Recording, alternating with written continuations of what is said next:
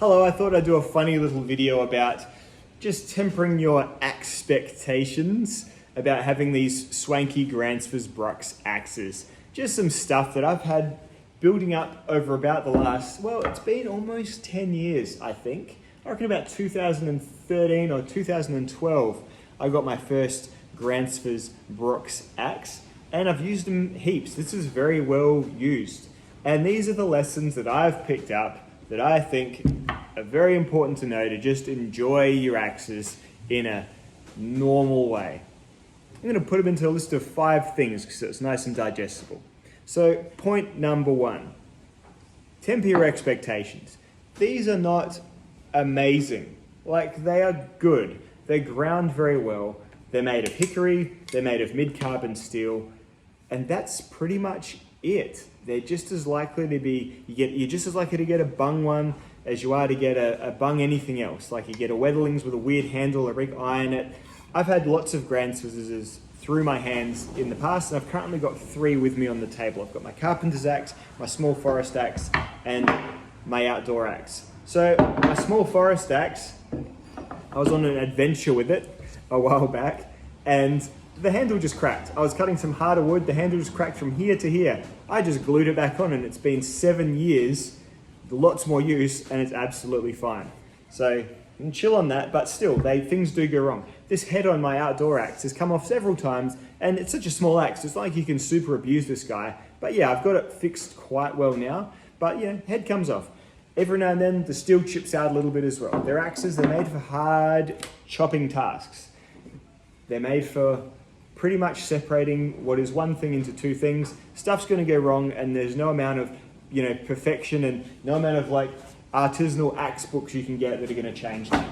So just on that, the steel is like basic mid-carbon steel. If you were to make a knife out of this, on the spectrometer, it'd probably look a bit like 1055, like what Cold Steel uses in their throwing knives. It's gonna be mid-carbon at best, because that's exactly what they need. This isn't like, Holy Damascus or anything like that. It's very much basic steel. In fact, Gränsfors doesn't even tell you what type of steel it is. They just say it's like recycled Swedish tool steel.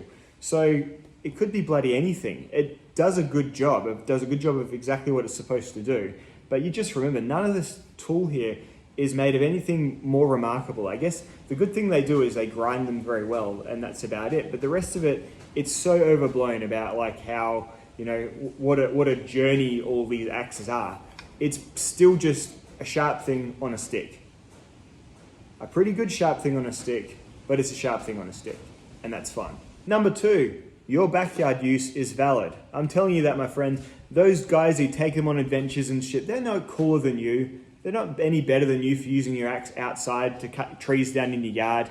You know what? Axes for like the vast, lengthy history. They are mainly used for agriculture, home use. Sometimes you get the shits on with your local lord and take your axe and your pitchfork and your plow to his big house and to his manor and say, lower our taxes, or, fire that tax collector who's a bit leery with the wife, whatever. But really, they've generally been around the home tools for the vast majority of the history.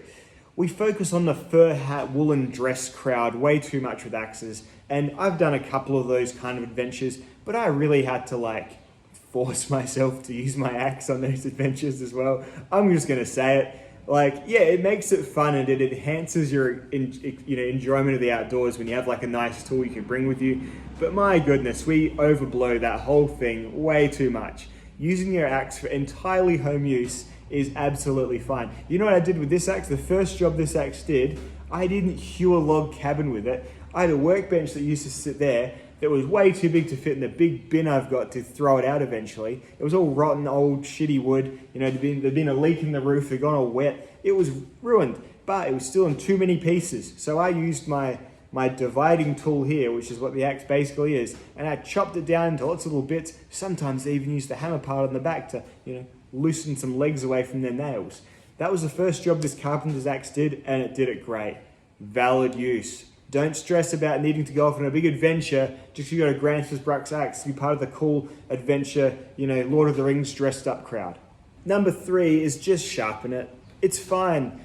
Just put a good edge on it. My axes, they are sharp to the point where, yep, this would be uncomfortable if I applied any pressure.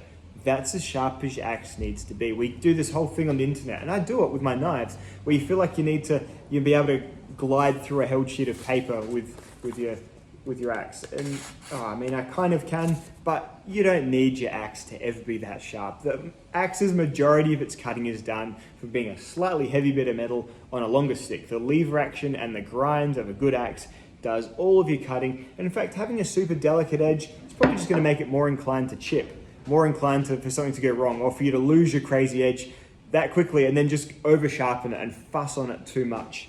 I use a basic hand tool. I use this. This is a DMT diafold, and I'll use strokes downwards and around the edge, eyeballing it, making sure, oh yeah, that looks like I'm about getting the edge. Check it every so often, and once it's like fine sharp, I am done and I move on. I've done the whole thing where you're trying to get the ultimate axe edge and you're trying to get it to, slice phone book paper and push cut things. Pointless. Don't even worry about it. You're going to enjoy your axe more by stressing less over maintaining a crazy sharp edge on it. I promise you. Relax. And just moving towards maintenance, that's also point 4. There is so much less maintenance than the internet would have you believe with an axe. You feel like you're going to be changing the handle every 3 years and oiling it every 6 months and all this crap that you see people doing tutorials on how to do. Man, the last time I oiled this was about 6 years ago. Probably the last time I was bored and wanted something to make a video about and was like, how to care for your axe video. And I'd probably watch that video back and just cringe now, because honestly, this just sits in a shed, in a drawer. Sometimes it gets left out in the sun and the existing oil levels have been absolutely fine. Apart from sharpening your axe, you know what? I haven't even put any protectant on this guy for ages. And you know what? Yeah, I guess it's a little bit brown, but crikey, that's still sharp. It seems like when you buy an axe, it's all about caring for it and that sort of thing. It's a pretty robust tool, even with the steel not being, stainless or whatever. And I guess if I really wanted to, I could bust out a wire brush. In 2 minutes, that'd be back to being silver. Whatever. But honestly, you feel like you're going to be replacing the handle, shaving off the old oil and then re-oiling it and all this sort of stuff. And I guess that's nice if you want to just do that as a task. But the amount of times you actually need to do that in the axe's life, as I said, handle broken, 6 years, just glued back on, all good. Still love using it, don't even notice. It's another thing you can just chill out about. It's fun. And lastly is safety. My goodness, axe safety is overblown. Just be aware of where the axe blade could go if you miss, and just don't do it tired. That's it. Keep it simple. There's dudes who'll be showing you videos on how to make yourself into a human triangle, bloody pie graph, octagon, square, chart to be able to, apply the laws of thermodynamics to cut once through a log.